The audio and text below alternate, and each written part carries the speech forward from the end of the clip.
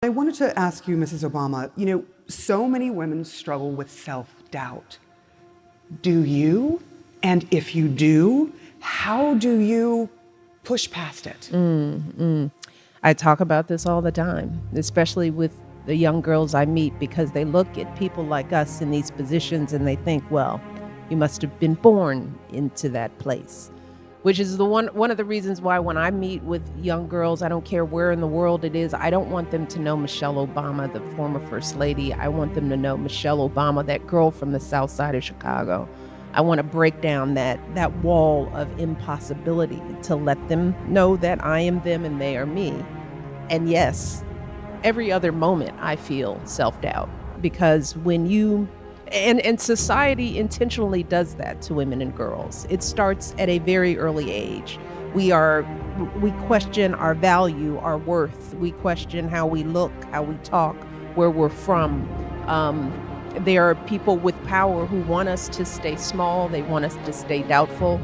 And so our cultures reinforce that. So the one thing I want young girls to understand is that those feelings are real. They are not crazy. They are indoctrinated in us all, and we carry them around with us our entire lives. And I don't care how far you go, whether you go to the White House, you are constantly batting away those negative messages of being not enough. And yes, I deal with that too. And I don't want young women, young girls to get ahead of themselves to think that they have to fix it all now. In order to break these cycles of negativity, you got to get up every day and do the work right before you.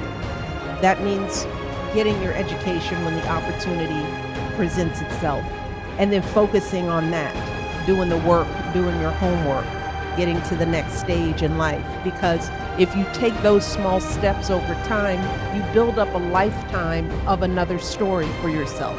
No one can do that for you. You have to look over your life, and we as women sometimes feel like we have to have done everything right before we can take credit for the things that we have done. But there is power in what we do every day, and I have to remind myself of that every single moment. But now that I'm older, I can now look back and say, yeah, I am worthy. I have value. But it's not because I'm sitting here.